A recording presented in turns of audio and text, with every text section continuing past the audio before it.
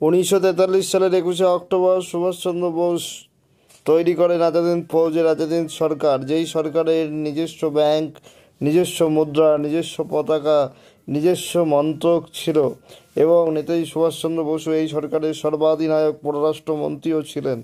সেই সঙ্গে তিনি এই সরকারকে অর্থাৎ এই আজাদ হিন্দ সরকারকে জার্মানি সহ 9টি দেশের স্বীকৃতি আদায় করেছিলেন। জাপানের প্রধানমন্ত্রী হিদেকি তোজো তাকে 2টি দ্বীপ উপহার দিয়েছিলেন, আন্দামান ও নিকোবর। আন্দামান ও নিকোবর ভারতের দ্বীপপুঞ্জ, কিন্তু তখন জাপানি সেনার অধীনে ছিল, যার নামকরণ তিনি করেন শহীদ দ্বীপ ও স্বরাজ দ্বীপ। নেতাজি সুভাষচন্দ্র বসুর নেতৃত্বে এইভাবে আজাদ হিন্দ সরকার স্বাধীন আজাদ বেতার কেন্দ্র থেকে তিনি স্বাধীনতার বাণী প্রচার করতে থাকেন এবং সমগ্র ভারতবাসীকে তিনি আশ্বস্ত করেছিলেন যে আগামী 2 বছরের মধ্যে ভারতবর্ষ স্বাধীন হবে।